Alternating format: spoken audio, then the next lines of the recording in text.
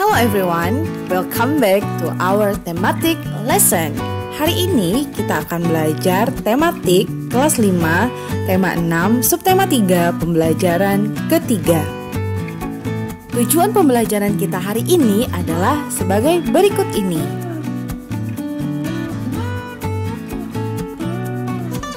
Nah, hari ini kita akan mempelajari tentang teks eksplanasi atau yang biasa disebut juga sebagai teks penjelasan.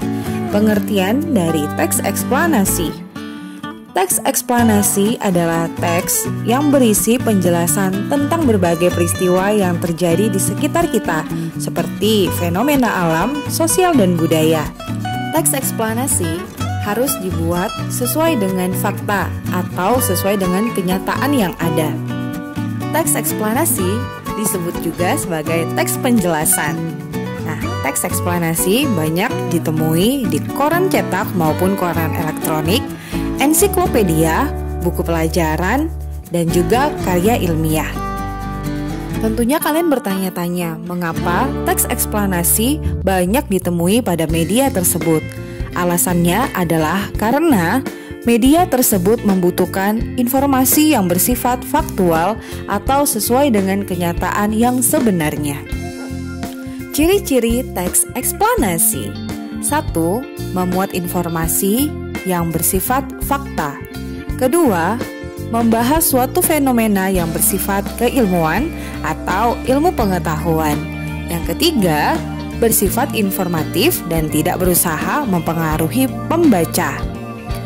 Kemudian yang keempat, terdapat langkah-langkah atau tahapan yang dijelaskan. Berikutnya adalah struktur teks eksplanasi.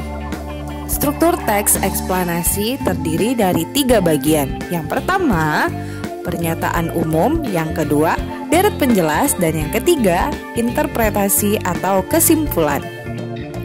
Adapun penjelasan dari masing-masing bagian ini adalah sebagai berikut ini. Yang pertama yaitu pernyataan umum.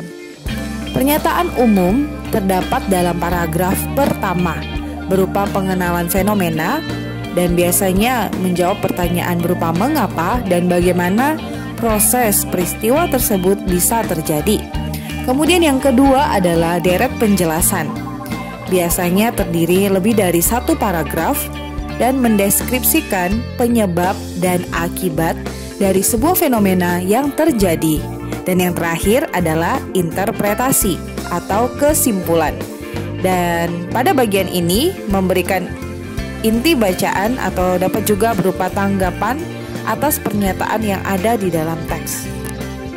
Nah, sekarang kalian sudah tahu ketiga bagian ini. Dan kita akan melanjutkan bagaimana caranya untuk memahami sebuah teks eksplanasi.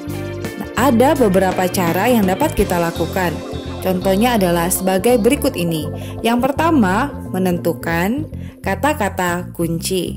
Yang kedua, menjawab pertanyaan-pertanyaan yang berkaitan dengan teks. Dan yang ketiga, menentukan hal-hal penting dalam teks. Nah, sekarang kalian sudah mengetahui pengertian teks eksplanasi, struktur teks eksplanasi, ciri-ciri teks eksplanasi, dan juga bagaimana cara untuk memahami teks eksplanasi. Dan berikut ini adalah contoh dari teks eksplanasi yang telah kita bahas bersama-sama.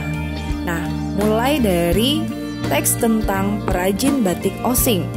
Pernyataan umum terdapat pada paragraf 1. Yaitu yang berisikan masyarakat Osing yang tinggal di daerah pesisir ujung timur Pulau Jawa, tepatnya di Kabupaten Banyuwangi, telah lama melakukan kegiatan membatik. Kegiatan ini umumnya dilakukan dalam skala industri rumah tangga. Setiap kelompok membatik bisa memiliki motif sendiri yang menjadi keunikan dari kelompok tersebut. Nah, pada bagian ini kita bisa melihat bahwa ada pernyataan umum di dalam paragraf yang pertama, di mana pada paragraf yang pertama ini menjelaskan secara umum tentang fenomena yang akan dibahas pada paragraf selanjutnya. Dan di sini kita lihat pernyataan umumnya adalah mengenai masyarakat Osing. Berikutnya, untuk deret penjelas terdapat pada paragraf 2 hingga paragraf yang keempat. Nah, kalian bisa lihat di sini adanya penjelasan-penjelasan yang memperkuat dari pernyataan umum yang sudah dipaparkan sebelumnya. Pada deret penjelas ini dapat dilihat bahwa adanya deskripsi dari penyebab dan akibat dari suatu fenomena. Bisa kita lihat pada paragraf yang kedua. Di sini dituliskan bahwa dengan semakin tingginya minat masyarakat umum terhadap batik, para pelaku industri batik di Banyuwangi pun melakukan banyak terobosan. Di sini kita melihat bahwa adanya penyebab yaitu semakin tingginya minat masyarakat umum terhadap batik, maka pelaku industri batik di Banyuwangi pun melakukan banyak terobosan. Dan ini merupakan akibat dari adanya tingginya minat masyarakat umum tersebut. Di paragraf ketiga juga kita bisa melihat adanya hubungan sebab akibat. Untuk semakin memperkaya penggunaan pewarna alam dan memperbanyak kreasi motif, maka pemerintah daerah setempat melakukan pelatihan untuk para perajin batik di Banyuwangi yang mayoritas adalah usaha sangat kecil, usaha kecil dan juga usaha menengah. Pada paragraf keempat, kita juga bisa melihat adanya deskripsi mengenai penyebab dan juga akibat dari fenomena tertentu yang kita bisa lihat pada kalimat pertama atau kalimat berikut ini. Kami terus mendukung usaha para pembatik untuk meningkatkan produktivitas dan kualitas batiknya. Hal ini akan memberikan pengaruh meningkatnya tingkat ekonomi pengrajin dan pada pembangunan sosial budaya masyarakat setempat.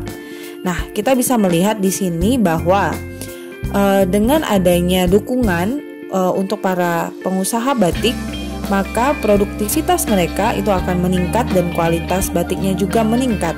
Dengan demikian, maka akibat yang mereka peroleh adalah meningkatnya tingkat ekonomi pengrajin dan adanya pembangunan sosial budaya setempat yang juga meningkat.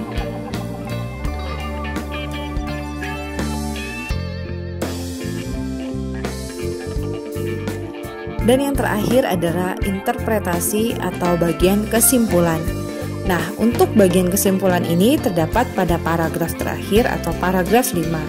Di sini terdapat suatu kesimpulan dari keseluruhan isi bacaan tersebut, di mana dijelaskan bahwa salah satu pengrajin batik Banyuwangi dari Sanggar Sekar Bakung sangat antusias dengan pemakaian pewarna alam ini.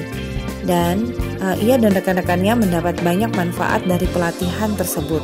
Salah satunya adalah ia dapat memanfaatkan bahan alami di sekitarnya untuk dijadikan bahan pewarna alami batiknya. Dengan demikian, ia tetap dapat memelihara lingkungannya karena pewarna yang ia gunakan sangat ramah lingkungan. Tidak seperti warna kimia yang limbahnya dapat merusak lingkungan sekitar.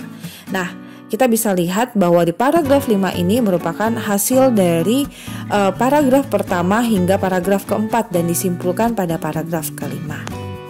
Dan tentunya untuk lebih memahami tentang isi dari bacaan ini, kita bisa menggalinya melalui pertanyaan-pertanyaan berikut ini. Yang pertama, apa tujuan utama diadakannya kegiatan pelatihan pembatikan dengan menggunakan pewarna alami? Jawabannya adalah tujuan utama diadakannya kegiatan pelatihan adalah untuk memperkaya penggunaan pewarna alam dan memperbanyak kreasi motif. Dan selanjutnya pertanyaan yang kedua.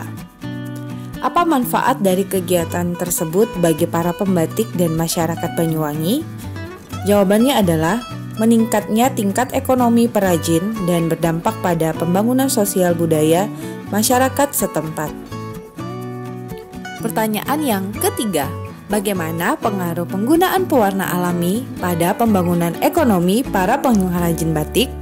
Jawabannya adalah, para pengrajin bisa lebih untung karena harga jual batik menjadi lebih tinggi. Dan yang terakhir adalah pertanyaan keempat, bagaimana pengaruh kegiatan tersebut pada pembangunan sosial budaya masyarakatnya? Jawabannya adalah, masyarakat turut serta dalam menjaga lingkungan sekitar.